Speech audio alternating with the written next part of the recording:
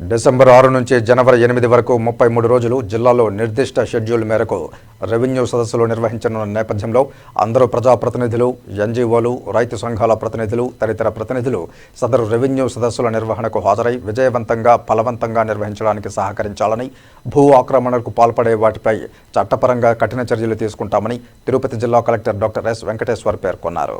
గురువారం ఉదయం Tirupati collectorate video conference హాల్లో ప్రజాప్రతినిధులు, రైతు సంఘాల ప్రతినిధులు, ఎన్జీఓ తదితరులకు రెవెన్యూ సదస్సులపై వారికి కలెక్టర్ అవగాహన కల్పించారు. ఈ సమావేశంలో జాయింట్ కలెక్టర్ శుభం బన్సల్, వెంకటగిరి, సూళ్లూరుపేట, సత్యవేడు ఎమ్మెల్యేలు కోరుగుండ్ల రామకృష్ణ, నెలవల విజయశ్రీ, కోనేటి ఆదిమూలం, యాదవ కార్పొరేషన్ చైర్మన్ నరసింహ యాదవ్ తదితరులు పాల్గొన్నారు.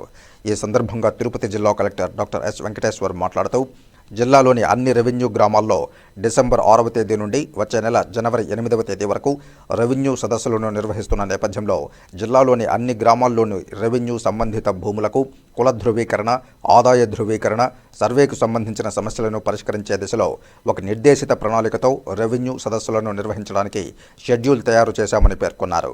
ఈ సదస్సుల సందర్భంగా సంబంధిత శాఖల అధికారుల బృందం ప్రతి రెవెన్యూ గ్రామాన్ని సందర్శించి ఫ్రీహోల్డ్ మరియు సెక్షన్ 22A తదితర రెవెన్యూ సమస్యలను పరిష్కరించే దిశలో అధికార యంత్రాంగం గ్రామ స్థాయిలో అందుబాటులో ఉండి పరిష్కార దిశగా చర్యలు తీసుకోవడం జరుగుతుందన్నారు. ఈ రెవెన్యూ సదస్సుల వేదిక రెవెన్యూ సంబంధిత సమస్యల పరిష్కారానికి చక్కగా ఉపయోగపడుతుందని, జిల్లాలోని 1052 రెవెన్యూ గ్రామాల్లో నిర్వహించనున్నామని, సదరు రెవెన్యూ సదస్సుల నిర్వహణ కార్యక్రమానికి జాయింట్ కలెక్టర్ సమన్వయకర్తగా ఉంటారని తెలిపారు.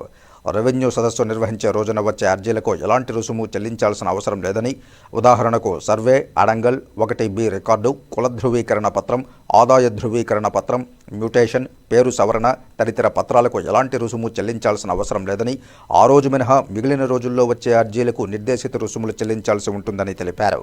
రెవెన్యూ సదస్సుల సందర్భంగా స్వీకరించే ఫిర్యాదులన్నింటినీ real time governance society (RTGS) ద్వారా రూపొందించిన గ్రీవెన్స్ రెడ్రెసల్ పోర్టల్లోని ప్రత్యేక విండోలో ఆన్లైన్లో నమోదు చేయడం జరుగుతుందని పేర్కొన్నారు.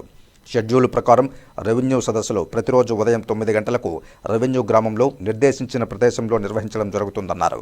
అన్ని గ్రామ పంచాయతీల్లో టామ్ ద్వారా, సోషల్ మీడియా ద్వారా సదస్సు నిర్వహణ తేదీ, వేదిక తదితర అంశాలు గ్రామస్తులకు తెలియజేయడం జరుగుతుందని, ఈ సమావేశాల ముఖ్య ఉద్దేశం సదస్సులు జరిగే తేదీలు, వేదిక వివరాలతో కూడిన కరపత్రాలు, అలాగే పోస్టర్లను గ్రామ పంచాయతీ కార్యాలయం, పాఠశాల, గ్రామ సంస్థ కార్యాలయం, ప్రాథమిక ఆరోగ్య కేంద్రం వంటి ముఖ్యమైన ప్రదేశాల్లో ప్రదర్శించడం జరుగుతుందని తెలిపారు.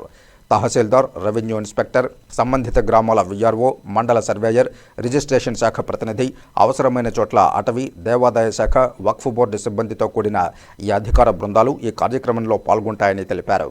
జిల్లా స్థాయి అధికారులను మండల నోడల్ అధికారులుగా నియమించామని, వారి ఆధ్వర్యంలో ఈ రెవెన్యూ సదస్సులు విజయవంతంగా నిర్వహించనున్నామని తెలిపారు. ప్రజలు, ప్రజాప్రతినిధులు, ఎన్జీఓలు, రైతు సహకార సంఘాలు తదితర అన్ని వర్గాల వారు ఇందులో పాల్గొని విజయవంతం చేయాలని తెలిపారు. రెవెన్యూ సంబంధిత సమస్యలు లేని గ్రామాలుగా తీర్చిదిద్దేలా కృషి చేయడానికి అందరూ సహకారం అందించాలని సూచించారు. భూ ఆక్రమణలు చేసే వారిపై భూ ఆక్రమణ చట్టం ప్రకారం నిబంధనలు ఉల్లంఘించే వారిపై చర్యలు తీసుకోవడం జరుగుతుందని హెచ్చరించారు. రీసర్వే స్టోన్స్ పైన రాతలు కూడా సదస్సులు పూర్తయ్యే నాటికి చెరిపివేయడం జరుగుతుందని తెలిపారు. ఎమ్మెల్యేలు మాట్లాడుతూ రెవెన్యూ శాఖలో పలు ఖాళీలు, భర్తీ, శ్మశాన వాటికలకు స్థలాలు, దారి వంటి సమస్యలు 22A కేసుల పరిష్కారానికి చర్యలు తీసుకోవాలని కోరారు. ఈ సమావేశంలో జిల్లా రెవెన్యూ అధికారి నరసింహులు, పలువురు ప్రజాప్రతినిధులు, రైతు సంఘాల ప్రతినిధులు తదితరులు పాల్గొన్నారు.